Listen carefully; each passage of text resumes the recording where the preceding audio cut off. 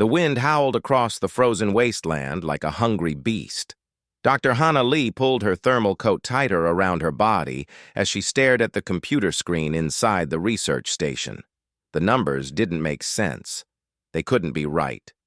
"Run it again," she said to her assistant, her breath forming small clouds in the cold air despite the heaters running at full power. The radar had detected something deep beneath the ice. Something massive. Something that shouldn't exist. 3 kilometers down, buried under layers of ice that had formed over 50,000 years, there was a structure. The readings showed it was made of metal, but not any metal found on Earth. The composition was wrong. The density was wrong. Everything about it was impossible. Dr. Hana Lee had been studying ice formations in the Arctic for 12 years. She had seen strange things before, ancient air bubbles, frozen bacteria, even the remains of woolly mammoths. But this was different. This was technology. She picked up the satellite phone with shaking hands. This discovery would change everything. Within 2 weeks, an international team arrived at the research station. Dr. Yuna Choi stepped off the transport helicopter, her dark eyes scanning the endless white landscape.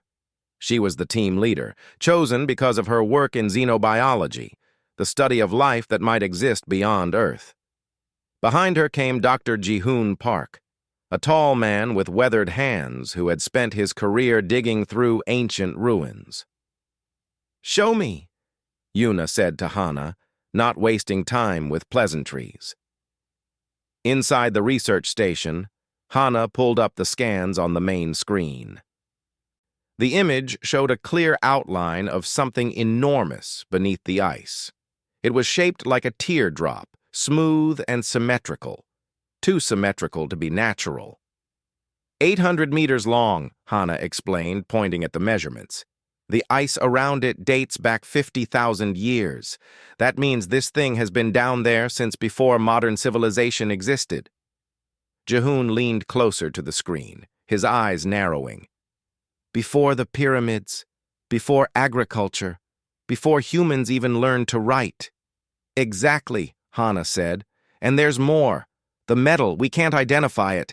The atomic structure doesn't match anything in our databases."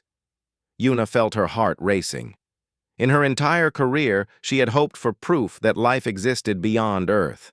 She had searched for microscopic bacteria in meteorites, analyzed radio signals from distant stars, studied the conditions on other planets. But she had never expected this. Not a ship, not something so undeniably artificial. "We need to get down there," Yuna said. The drilling operation took 3 weeks. They worked in shifts, 24 hours a day, melting and drilling through the ancient ice. The governments of the world watched nervously. Some wanted the project stopped. Others wanted to take control of whatever they found. Arguments broke out in the United Nations. Religious leaders debated what it meant. Scientists argued about methods and safety. Captain Minho Kang arrived with a team of soldiers during the 2nd week. He was a military man, broad-shouldered and serious, with eyes that saw threats everywhere. His orders were simple: secure the site and make sure nothing dangerous escaped. "I don't like this," Minho said to Yuna as they stood watching the drilling equipment work. "We don't know what's down there. It could be dangerous." "That's why we're being careful," Yuna replied, though she understood his concern.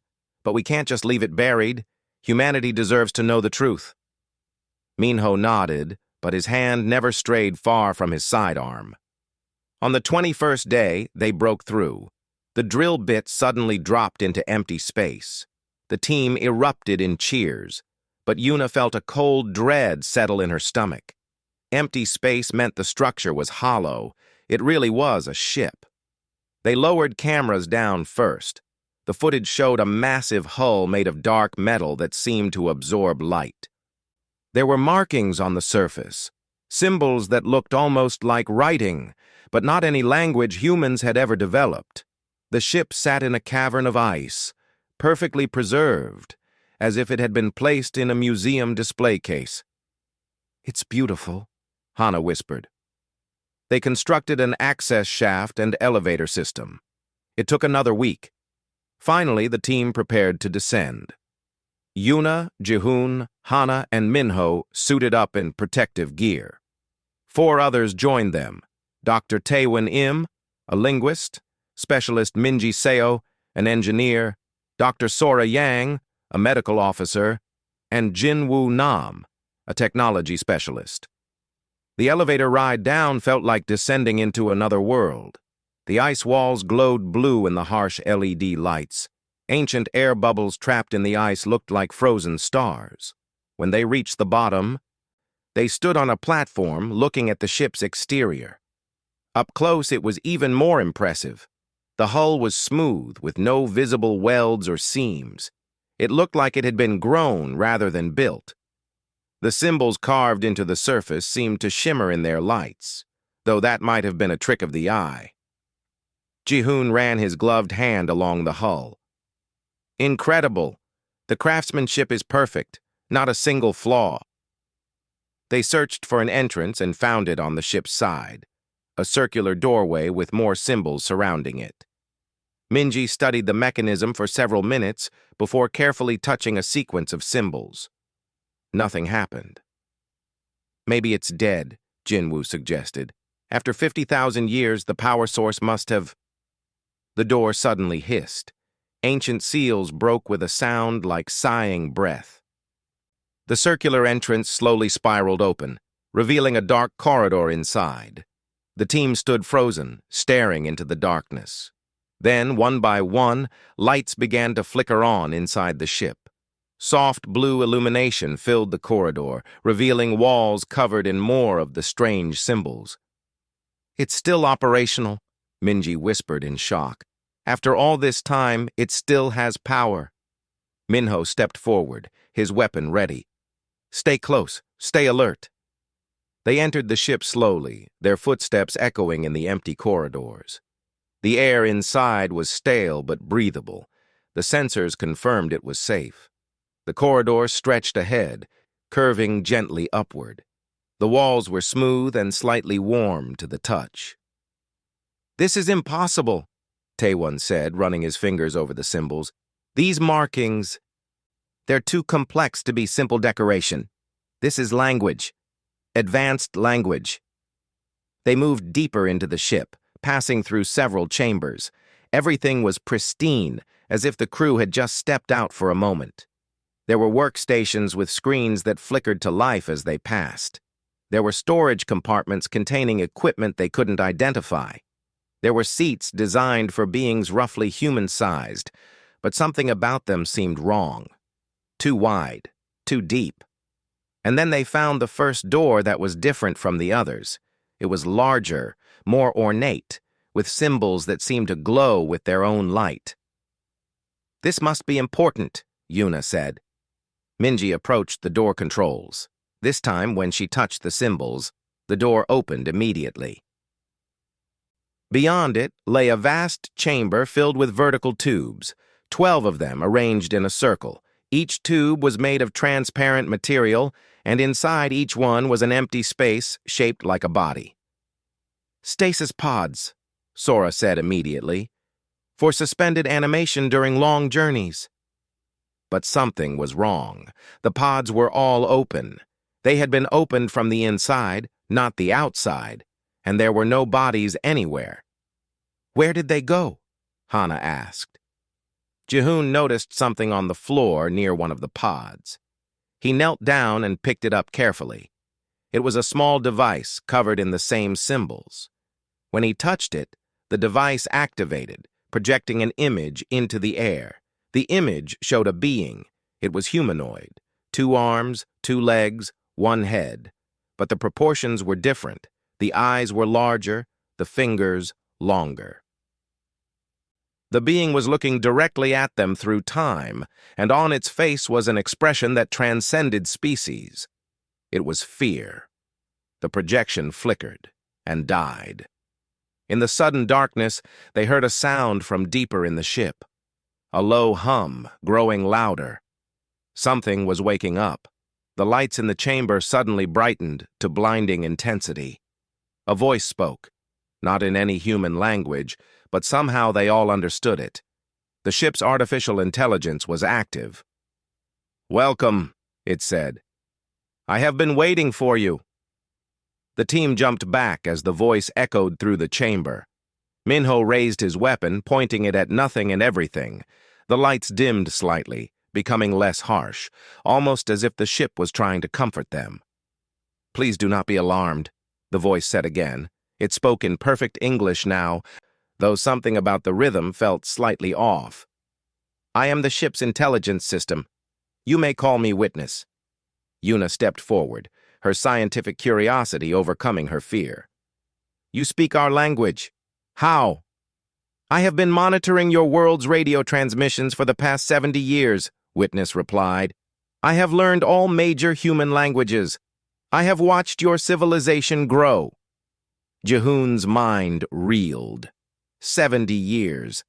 This thing had been listening to humanity's radio broadcasts, television shows, and internet communications for decades. It had been learning about them while they had no idea it existed. "Who built you?" Yuna asked. "Who were the crew of this ship?" "The Valian," Witness answered. A holographic display appeared in the center of the chamber, showing images of the beings they had seen in the projection. They were tall and graceful, with large dark eyes and pale skin that seemed to shimmer. "This was a research vessel. We came to your world 50,000 years ago to study primitive life." "Primitive life," Taewon repeated. "You mean humans?" "Yes. Your species was young then. You lived in small groups. You used simple stone tools. You competed with another human species, the ones you now call Neanderthals." The hologram shifted, showing images of Earth from 50,000 years ago. Ice covered much of the northern hemisphere. Small groups of humans huddled around fires, hunting with spears, creating crude art on cave walls. "Why did you come here?" Sora asked. "The Valians study all developing species," Witness explained. "It is their way. They observe, they catalog, they learn." "This ship carried 12 scientists led by Captain Vareth. Their mission was to observe your species for 1 year, then return home." "But they never returned," Hana said, looking at the empty stasis pods. "What happened?" The hologram flickered and changed. Now it showed the Valian crew inside the ship, gathered around a table, clearly arguing about something. Their expressions were intense, their gestures sharp. "They discovered something unexpected," Witness said, and for the first time there was something like emotion in its voice. Something that frightened them. Minji frowned. What could frighten a species advanced enough to travel between stars? "You," Witness said simply. The word hung in the air like a physical thing. The team looked at each other in confusion. How could primitive humans from 50,000 years ago frighten advanced aliens? "I don't understand," Yuna said. "Come," Witness replied. "I will show you." The lights in the corridor brightened, creating a path. The team followed hesitantly, with Minho keeping his weapon ready despite knowing it would be useless against a ship's AI. They walked through several corridors until they reached what was clearly the ship's bridge. The room was circular, with workstations arranged around a central platform. Screens covered the walls, all flickering to life as they entered. The chair in the center, the captain's chair, was larger than the others with symbols carved into its armrests. "Sit," Witness said, and the screens began displaying information. Taewon approached one of the workstations. The symbols were complex, but there was a pattern to them.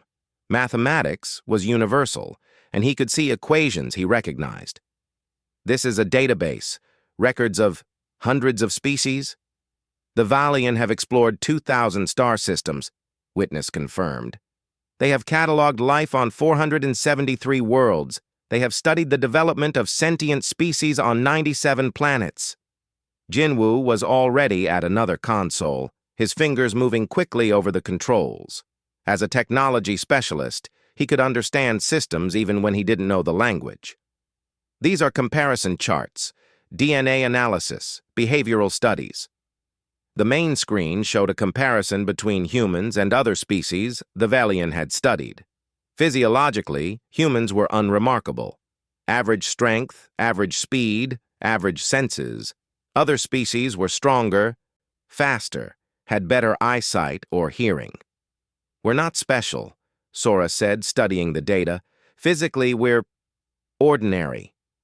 "That is what Captain Vareth thought at first," Witness said. "But then they observed your ancestors more closely." The screen changed, showing footage that must have been recorded from orbit or from drones. It showed a group of early humans facing a harsh winter. Food was scarce. Many were dying. By all logical calculations, this group should have perished. But they didn't. The footage showed them adapting. They created better shelters. They developed new hunting techniques. They found plants they could eat that they had ignored before. They survived. "Every species adapts," Jahoon said. "That's evolution." "Yes," Witness agreed. "But observe the speed." More footage played. A different group of humans encountered a large predator, something like a saber-toothed cat. The first encounter was a disaster. 3 humans died. But the second encounter was different. The humans had created a trap. They worked together with coordinated precision. They killed the predator and used every part of its body: meat for food, bones for tools, skin for clothing. 3 days, Witness said. Between the first encounter and the second, only 3 days passed. The Valian have observed other species for decades without seeing such rapid behavioral adaptation. The screen showed more examples. Humans discovering fire and within weeks using it in dozens of ways. Humans creating art and then using that same creative thinking to design better weapons. Humans facing problems and finding solutions that the Valian computer models predicted they wouldn't discover for generations. Captain Vareth called it the spark, Witness continued. He couldn't define it precisely. It wasn't just intelligence. Other species were equally intelligent. It wasn't just adaptability. Other species could adapt. It was something more. When humans faced impossible challenges, they didn't just survive. They thrived. They turned their weaknesses into strengths. They innovated in ways that defied prediction. Taewon was reading through the ship's logs, his translation skills working overtime. The crew debated for weeks. Some wanted to report this to the Valian Empire.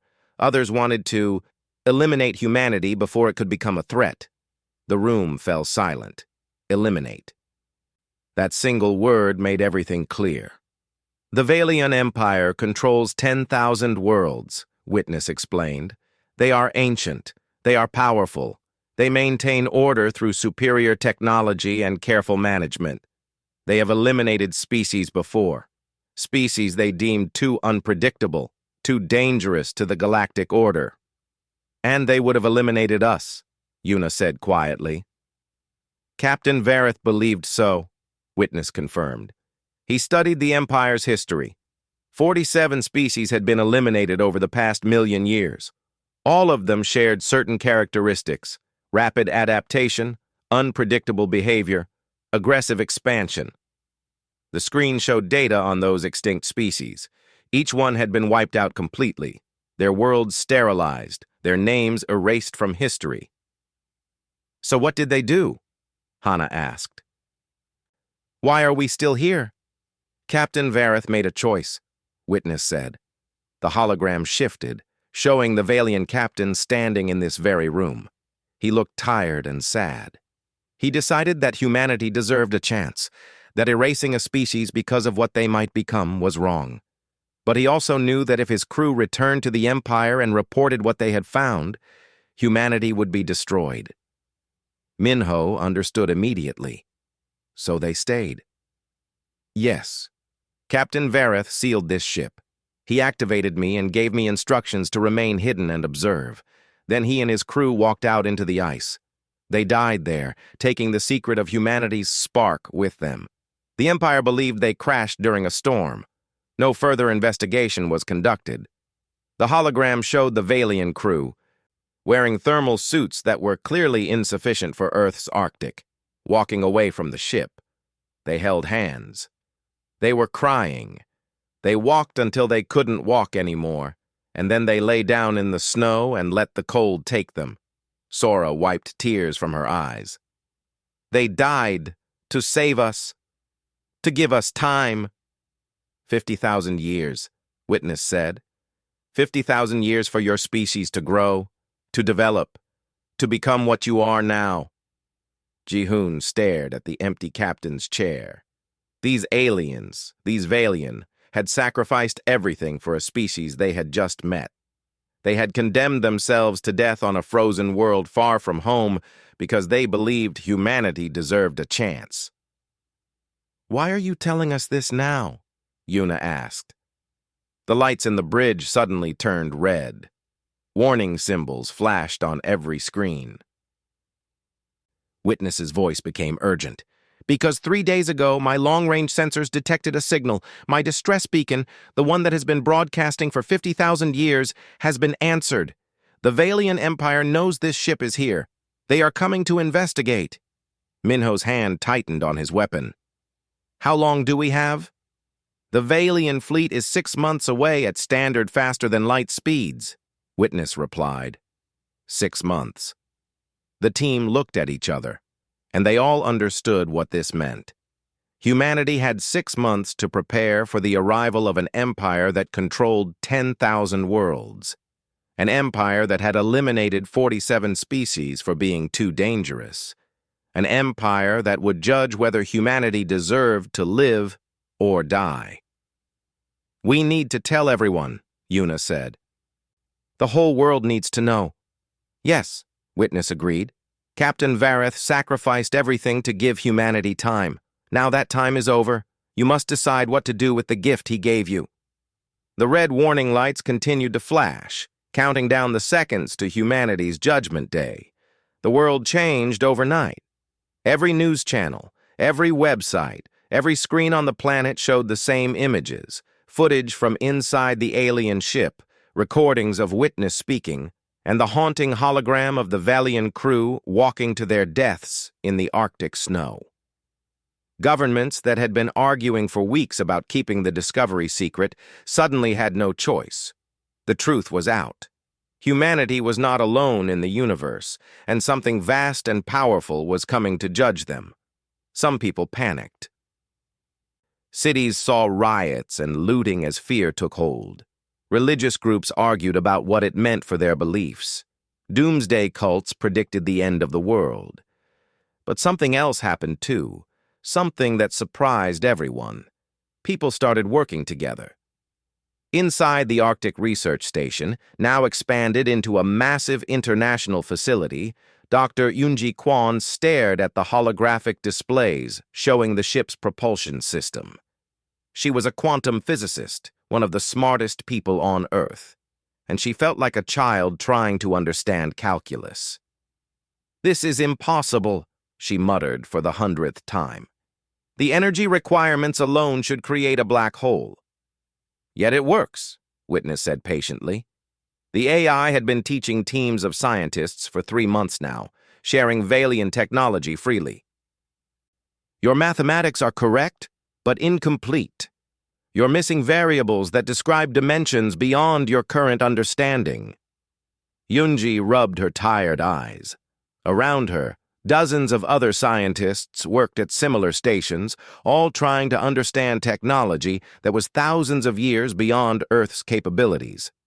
They had 3 months left before the Valian fleet arrived, and they had barely scratched the surface.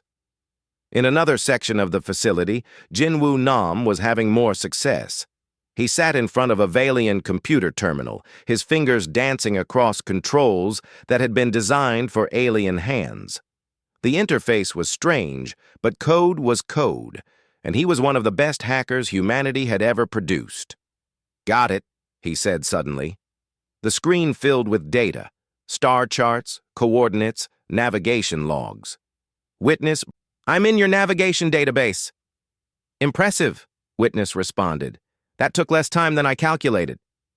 Jinwoo grinned despite the circumstances. "Never underestimate human stubbornness." He scanned through the data, his excitement growing. "These are coordinates for Valian worlds. Hundreds of them. Their military bases, their shipyards, their—" Wait. His expression changed. He had found another database, one that Witness hadn't mentioned. It contained records of extinct species, 47 civilizations that the Valian had eliminated. For each one, there were detailed reports, what they had done wrong, why they were considered threats, how they had been destroyed.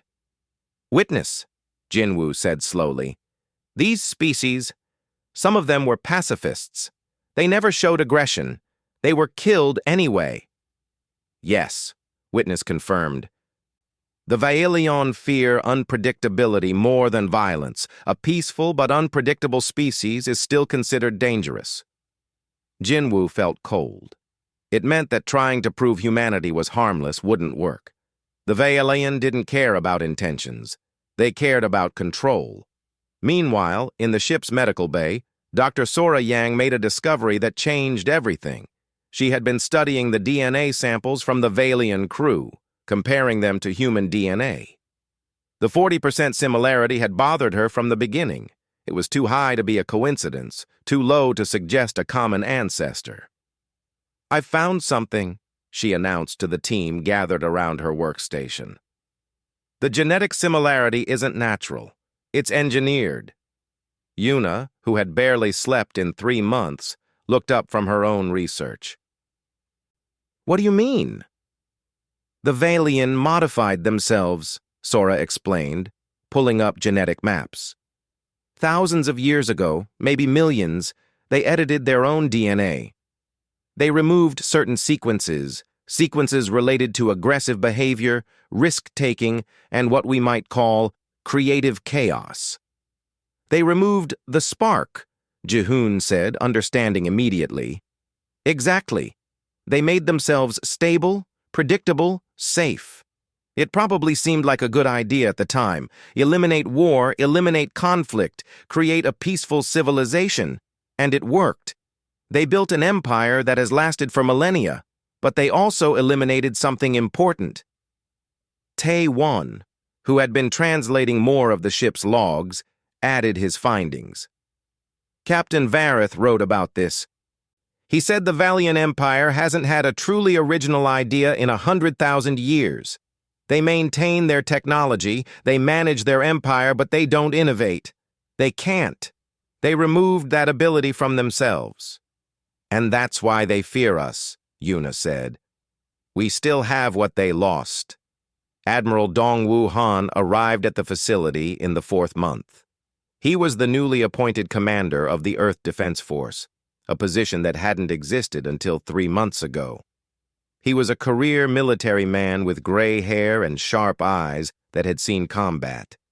He looked at the alien ship with the assessment of a soldier. "Show me the weapons," he said to Minho, who had been promoted to chief of security for the entire project. Minho led him to the ship's armory. The room contained weapons that looked more like art than tools of war. Sleek devices that fired concentrated energy, portable shields that could stop projectiles, and one weapon that Witness had warned them about, a matter disruptor that could erase anything from existence. "We've been trying to copy them," Minho explained. "But the power sources are the problem. We don't have the materials the Valian use." "Then we adapt," Dongwoo said firmly. "We use what we have. That's what humans do." He turned to face the assembled military officers and scientists. "I've read Captain Vareth's logs. I understand what the spark means now. The Valian think we're dangerous because we're unpredictable. They're right. So let's be unpredictable." Specialist Minji Seo stepped forward.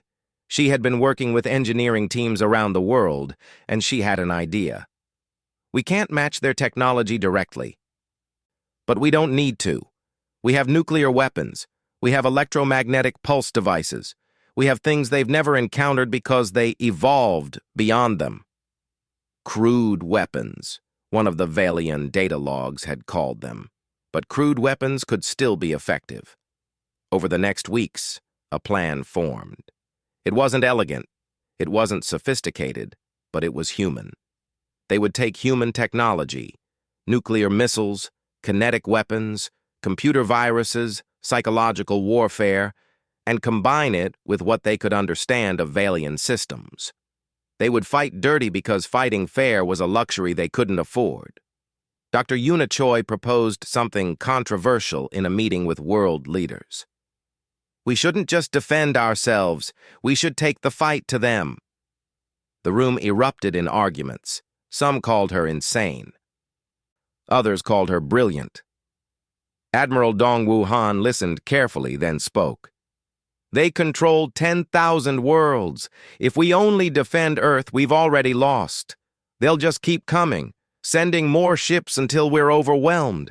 But if we show them we can strike back, we change the equation. It's too dangerous, a European delegate argued. We should try diplomacy first. We can try diplomacy, Yuna agreed. But we need to negotiate from a position of strength, not weakness. Secretly, Dongwu had already begun Operation Prometheus. Using Valian technology as a template and human ingenuity to fill the gaps, humanity had started building its own fleet. It wouldn't be as advanced as Valian ships, but it would be fast, maneuverable, and expendable. Thousands of small ships instead of a few large ones. Swarm tactics instead of formation warfare. In the 5th month, Witness made an announcement that shocked everyone. The Valian fleet is accelerating. They will arrive in 3 weeks, not 1 month. The facility descended into controlled chaos. 3 weeks wasn't enough time. They had barely built 24 ships for the defense fleet. The weapons systems were still experimental. The shields failed as often as they worked. Why are they coming early? Hana demanded. Unknown, Witness replied. Perhaps they detected our preparations. Perhaps they decided humanity was too dangerous to give any more time. Dr. Ji-hoon Park sat alone in the chamber with the empty stasis pods thinking about Captain Vareth and his crew. They had sacrificed everything to give humanity a chance. 50,000 years of human history, all of civilization, all of art and science and culture, existed because 12 aliens had chosen death over obedience to their empire. He couldn't let that sacrifice be meaningless. Witness, he said quietly. Can this ship still fly? Yes, the AI responded. All systems are operational. Then we have another weapon. The Valian won't expect their own ship to fight against them. It was a desperate idea, but desperation was human specialty. Ji-hoon gathered the core team. Yuna, Minho, Hana, Taewon, Minji, Sora, Jinwoo, Yunji, and Dongwoo. They looked at each other, exhausted and frightened, but determined. 3 weeks, Yuna said. We have 3 weeks to finish everything we should have had 6 months to complete. Then we don't sleep, Dongwoo replied simply. Around the world, humanity worked with an intensity that had never been seen before. Factories ran 24 hours a day. Scientists shared data freely across borders. Old enemies became allies. For the first time in human history, the entire species was united toward a single goal: survival. The Valian didn't understand what they had awakened. For 50,000 years, they had considered the question of humanity settled, a primitive species that might eventually be worth studying again in another few millennia. They were about to discover their mistake. On the 20th day, the sensors detected the Valian fleet emerging from faster-than-light travel at the edge of the solar system. There were 50 ships, each one massive and powerful. They began moving toward Earth at a steady, confident pace. In the Arctic facility, alarms blared. The moment had arrived. Humanity's judgment day was here, and ready or not, they would face it. Witness spoke to all of humanity through every communication device on the planet. Captain Vareth gave you 50,000 years. You have used that time to grow from simple tribes to a global civilization. Now you must show the Valian Empire what that time created. Show them the spark that Captain Vareth died to protect. Admiral Dongwu Han stood on the bridge of humanity's first real warship, built in desperate haste from human and alien technology. Around Earth, 24 more ships powered up their engines. In bunkers across the planet, nuclear weapons were armed. In orbit, satellites repositioned themselves into weapons platforms. It wasn't enough. They all knew it wasn't enough, but it would have to do. "All ships," Dongwu commanded, his voice steady despite the fear he felt. "Prepare for engagement." The Valian fleet was still 3 days away. 3 days to prepare, 3 days to live, and 3 days to prove that humanity deserved its place among the stars. The Valian flagship cut through space like a blade, its hull gleaming with a pale blue light. Commander Talaris stood on the bridge, her large, dark eyes studying the primitive planet ahead. Earth, the world where Captain Vareth had disappeared 50,000 years ago.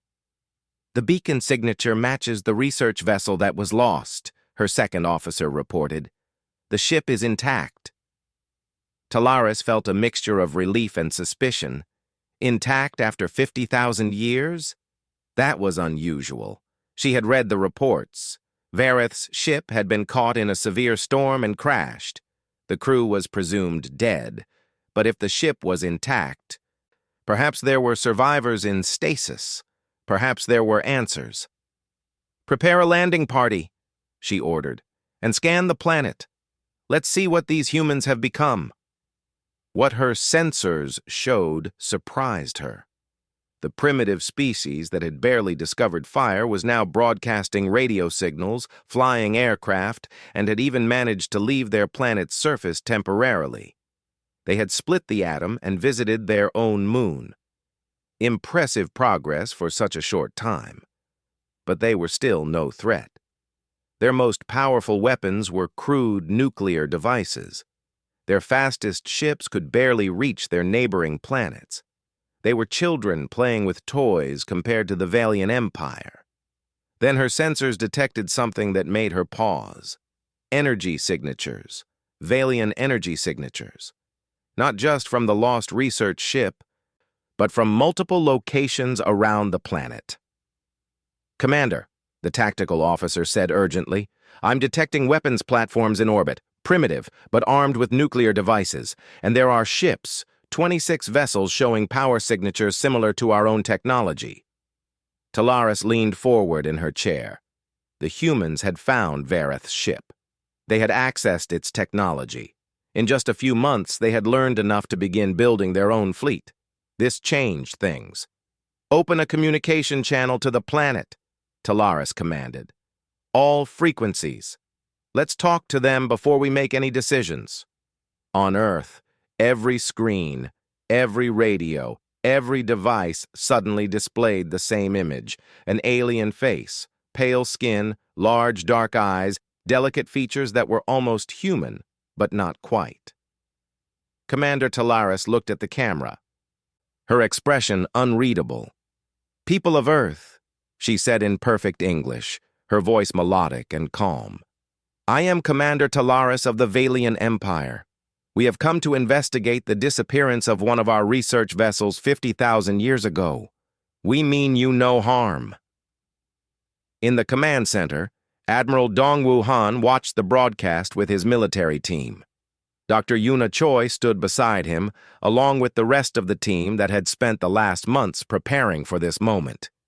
"She's lying," Minho said immediately. "If they meant no harm, they wouldn't have brought 50 warships." "Maybe," Yuna replied. "Or maybe they're just cautious. We would be too if we discovered a lost ship on a primitive world." Talaris continued speaking. "We know you have found our ship. We know you have accessed its technology. This is not a crime. You are a young species, curious and eager to learn. We understand this." Her expression softened slightly. "The Valian Empire has guided many species through their development. We have seen civilizations rise and fall. We have learned how to maintain peace across 10,000 worlds. We can help you. We can protect you. We can teach you how to avoid the mistakes that destroyed other species." It sounded reasonable. It sounded kind. But Jinwoo, monitoring the Valian fleet's communications, saw something else. They're scanning everything. Every military installation, every power plant, every satellite. They're mapping our defenses. Of course they are, Dongwoo replied. So would we. Talaris's tone became more serious. We ask only that you allow us to land. Let us speak with your leaders. Let us see our lost ship and honor the crew that died so long ago. Then we can discuss your future, your place in the galaxy, your safety. The transmission ended. The world's leaders had 30 minutes to respond. The debate was fierce. Some wanted to accept the Valian offer. What choice did humanity have against an empire of 10,000 worlds? Others, like Dongwoo, saw the trap. She said your safety, not your freedom, he pointed out. Read Captain Vareth's logs. The Valian don't conquer. They integrate. They control. They make species dependent on them, and once that happens, you can never break free. Dr. Jihoon Park had spent weeks reading those logs. Vareth wrote that the Empire maintains order by making other species need them. They provide technology, medicine, and protection. But in exchange, they control how you develop, what you research, who you become. It's a prison made of comfort. And if we refuse, a European delegate asked, then they'll decide we're too dangerous to be left alone, Yuna said quietly. Just like the 47 species they eliminated before us. The room fell silent. It was an impossible choice. Accept the Valian offer and lose humanity's freedom, or refuse and face extinction. Then Dr. Taewon Im spoke up. He had been quiet throughout the meeting, but now he looked at the assembled leaders with determination. There's a third option. We negotiate, but from a position of strength. We have no strength, someone argued. 26 ships against 50, nuclear weapons against energy shields, will be destroyed. Maybe, Taewon replied, but they don't know that for certain. They know we accessed their technology.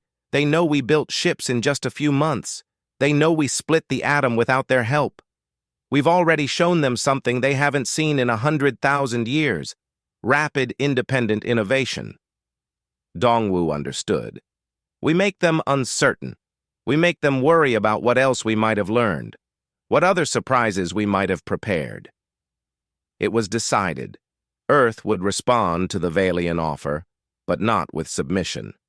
They would negotiate as equals, or not at all. Yuna Choi's face appeared on every screen, responding to Talaris. Commander Talaris, we thank you for your greeting. We have indeed found your research vessel. We have learned about Captain Vareth and his crew. We know what they sacrificed to give humanity time to develop on our own. She paused, letting that sink in. Talaris would understand the implication. They knew about the spark, about Vareth's decision, about everything. We invite you to send a small delegation to Earth, Yuna continued. We will discuss the future together. But we will not be integrated into your empire. We will remain free. If you cannot accept this, then we have nothing to discuss. On the Valian flagship, Talaris watched the transmission with narrowed eyes. The human woman spoke with confidence, with defiance. They knew. They had accessed not just the ship's technology, but its databases, its logs, its secrets. Tactical assessment, she demanded. Unknown, her officer replied, frustrated. We can see their ships and weapons, but we don't know what else they've prepared. They've had months with Valian technology. If they focused on weapons research, then they might have surprises waiting, Talaris finished. She made a decision. Prepare landing parties but maintain battle readiness, and send a message to the Empire. Tell them we may need reinforcements. The next 3 days were the most tense in human history. The Valian fleet moved closer but did not attack. Talaris sent daily communications, each one slightly more insistent. She wanted to come to Earth. She wanted to see the research ship, She wanted to meet with humanity's leaders, but she never directly threatened. She was too smart for that. Instead, she spoke about opportunities, about the wonders of the Empire, about how other species thrived under Valian guidance. She made it sound like a gift, not a conquest. Meanwhile, humanity prepared. Specialist Minji Seo worked with teams around the world to create surprises. If the Valian came expecting a traditional space battle, they would be disappointed. Humanity didn't have enough ships to win a traditional battle, so they wouldn't fight one.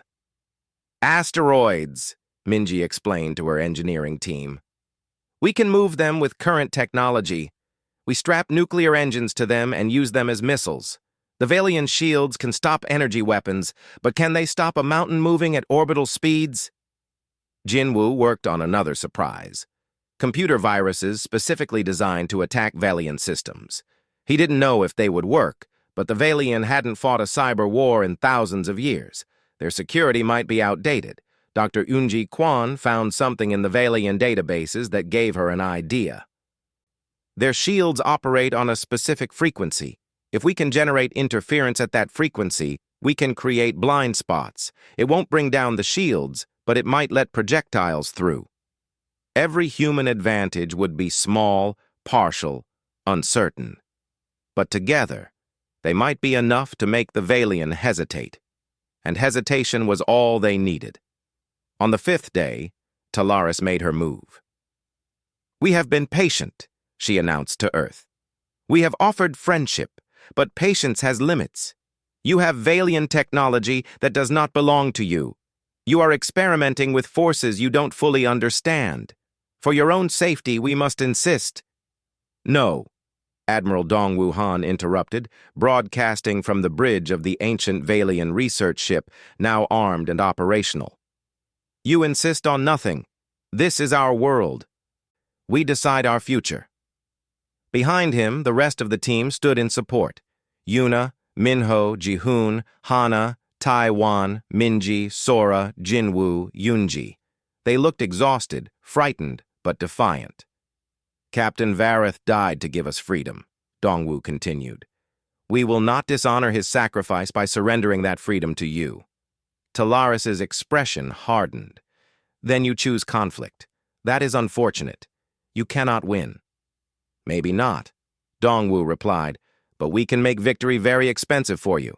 Ask yourself, Commander, how many ships are you willing to lose? How many of your crew will die? And for what? To control one small planet on the edge of your empire? It was a bluff, and everyone knew it. But it was a bluff backed by just enough truth to make Talaris pause. We will withdraw to discuss this with the Empire Council, she finally said. But we will return, with more ships if necessary. Think carefully about your choice, humans. The Empire always wins. The Valian fleet began to retreat, moving back toward the edge of the solar system, but they didn't leave. They waited, watching, as Talaris communicated with her superiors light years away. In the command center, Yuna collapsed into a chair. She's calling for reinforcements. When they come, we won't be able to bluff. I know, Dongwoo said grimly. We've bought time, maybe a few weeks. But that's all. Witness spoke through the ship's speakers. Commander Talaris is cautious. Captain Vareth's logs showed her psychological profile. She avoids risks, prefers overwhelming force. She will wait for reinforcements rather than risk her fleet on an unknown. Then we use that time, Minho said. We build more ships. We create more weapons. We prepare for the real battle. But they all knew the truth. Time was running out, and when the Valian returned with their full might, humanity's choice would be simple: submit or die.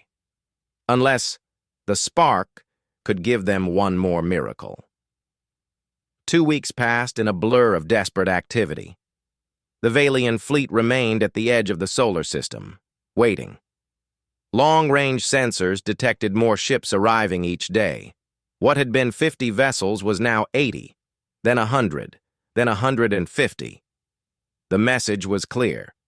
When the Valian returned, there would be no negotiation. Only submission or extinction. But humanity wasn't idle. Every factory on Earth worked at maximum capacity. Every scientist shared their knowledge freely. Every nation contributed whatever it could. In orbit around Earth, the defense fleet had grown from 26 ships to 43. It still wasn't enough, but it was something. Dr. Jehoon Park stood in the research ship's bridge, looking at the hologram of Captain Vareth that Witness could project. The Valiant captain had a kind face, tired eyes, and the weight of an impossible decision on his shoulders. Jehoon understood that weight now. "Witness," Jehoon said quietly. "Did Vareth ever doubt his choice? Did he ever regret staying here?" "Yes," Witness replied simply. "Captain Vareth doubted every day. He watched his crew die slowly in the cold. He wondered if he had made the right choice. He questioned whether humanity was truly worth saving. But he never changed his mind. No, because doubt and certainty are not opposites. Captain Vareth doubted himself, but he was certain about the principle. Every species deserves the chance to choose its own path, even if that path leads to mistakes. Even if that path is dangerous." Jehoon nodded slowly. He understood.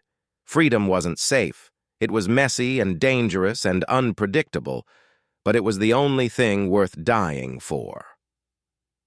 On the flagship at the edge of the solar system, Commander Talaris reviewed the reports with growing frustration. Earth's defense fleet had grown. They were building more ships every day. But that wasn't what bothered her most. What bothered her was the communication Earth had sent to every inhabited world in the Valian Empire. It was a simple message, broadcast on every frequency, in every language the Valian used. The message showed footage from inside the research ship, Captain Vareth's logs, and the truth about what the Valian Empire did to species they deemed too dangerous. "They're trying to create dissent," her tactical officer said. "But it won't work. The Empire's subjects are content. They have no reason to rebel." Talaris wasn't so sure. She had read the reports about the other 47 species that had been eliminated. She had never questioned those decisions before. The Empire Council had deemed them necessary, so they must have been right. But now, seeing Vareth's logs, seeing his crew choose death over obedience, she felt something she hadn't felt in centuries. Doubt. "The reinforcement fleet has arrived," her second officer announced. 200 ships total. The Council has authorized full integration protocols. Talaris stood from her chair. "Then it's time. Send the message." On Earth, every screen lit up with Talaris's face once again. But this time, there was no pretense of kindness. "People of Earth," she said, her voice cold, "you have refused our offers of guidance. You have stolen technology that does not belong to you. You have spread lies about the Empire across the galaxy. We can no longer permit this to continue." Behind her, the Valian fleet began moving toward Earth, a wall of ships stretching across space. "Surrender now, and you will be integrated peacefully into the Empire. You will be protected, educated, and guided toward a productive future. Refuse, and we will be forced to neutralize your threat. You have 1 hour to decide." The transmission ended. In command centers across Earth, the reality of the situation became clear. There would be no more delays, no more negotiations. In 1 hour, humanity would either surrender its freedom or face annihilation. Admiral Dongwu Han looked at the tactical displays showing the Valian fleet. 200 ships against 43, energy weapons that could vaporize cities against nuclear missiles that the Valian shields could easily stop. It wasn't a battle. It was an execution. "We can't win," someone said, voicing what everyone was thinking. "No," Dongwu agreed. "We can't. But that doesn't mean we won't fight." Dr. Yuna Choi stood beside him. "Maybe we're not supposed to win. Maybe we're just supposed to show them that we won't give up, that we'd rather die free than live as prisoners." Minho checked his weapons one final time. Then let's make sure they remember us. Let's make sure that every species they've conquered hears about the humans who said no. Around the world, the response was unanimous. From every nation, every culture, every language, the message was the same. No surrender, no submission. If humanity was going to end, it would end on its own terms. Witness spoke to the assembled fleet. I will broadcast everything that happens today across the galaxy. Every species under Valian control will see this battle. Whether you win or lose, your defiance will be remembered. Then let's give them something worth remembering, Dongwu said. The hour passed. Earth sent no message of surrender. Instead, the defense fleet powered up their engines and began moving to intercept the Valian armada. 43 ships against 200. It was insane. It was hopeless. It was human. Talaris watched the Earth ships approach and felt something like respect. They knew they would lose. They came anyway. It reminded her of Captain Vareth, walking into the ice knowing he would die, but doing it because it was right. All ships, she commanded. Prepare to engage. Try to disable rather than destroy when possible. These humans have courage. That deserves acknowledgement. The two fleets met in the space between Earth and its moon. The Valian opened fire first, bright beams of energy lancing through the darkness. The human shields, crude copies of Valian technology, held for a few seconds, then failed. 3 Earth ships exploded immediately. But then the humans did something unexpected. Instead of retreating, they accelerated forward, driving straight into the Valian formation. Nuclear missiles launched from every ship, hundreds of them, overwhelming the Valian point defense systems. Explosions bloomed across space. They're using kamikaze tactics, Talaris's tactical officer shouted. They're trying to ram us! 2 Earth ships collided with Valian vessels. The impacts were devastating, destroying both ships instantly. But the Valian shields, designed to stop energy weapons, couldn't fully stop kinetic impact. The mathematical models hadn't accounted for opponents who would deliberately crash their own ships. Then Specialist Minji Seo activated her surprise. 20 asteroids, pushed into position over the past 2 weeks, suddenly accelerated. Nuclear engines strapped to their surfaces drove them toward the Valian fleet at impossible speeds. The Valian sensors detected them too late. 3 asteroids hit. The first one smashed through a Valian destroyer, breaking it in half. The second one grazed a cruiser, sending it spinning out of control. The third one missed, but exploded its nuclear engine, creating an electromagnetic pulse that disabled systems across a dozen ships. It was chaos. It was messy. It was effective. Jinwu launched his cyber attack from orbit. The virus was crude, written by someone who didn't fully understand Valian code. But that was its advantage. It was so simple, so primitive, that the Valian security systems didn't recognize it as a threat until it was already inside their networks. 20 Valian ships suddenly lost navigation control. They began firing on each other, their weapons systems hijacked by code that was thousands of years less sophisticated than their own technology. It was like being defeated by a rock when you expected a laser. Dr. Yunji Quan activated her frequency disruptors. The Valian shields flickered, creating gaps that lasted only microseconds. But microseconds were enough for human railguns, simple kinetic weapons firing solid projectiles at relativistic speeds. Dozens of Valian ships suffered hull breaches. The battle raged for hours. The Valian fleet should have won in minutes, but humanity fought with a desperation and creativity that the Valian couldn't match.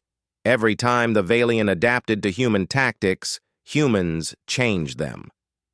When the Valian adjusted their shields, humans switched to different weapons.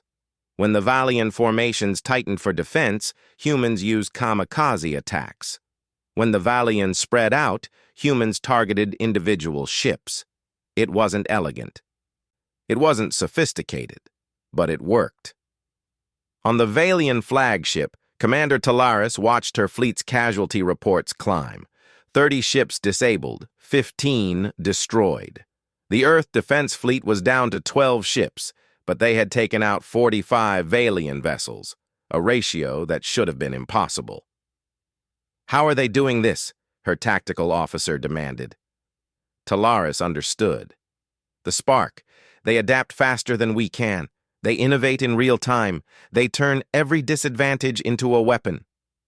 She had a choice. She could commit the full fleet and crush the remaining Earth ships. She would win, but at what cost? Or she could retreat, regroup, and return with even more overwhelming force. Then something changed. Long-range sensors detected new ships entering the solar system. But these weren't Valian vessels. The designs were crude, cobbled together from mining equipment, transport ships, and anything else humans could modify. There were hundreds of them. Civilian ships armed with whatever weapons their crews could mount. They were coming from Earth. Not military ships, but ordinary people who had watched the battle and decided to join.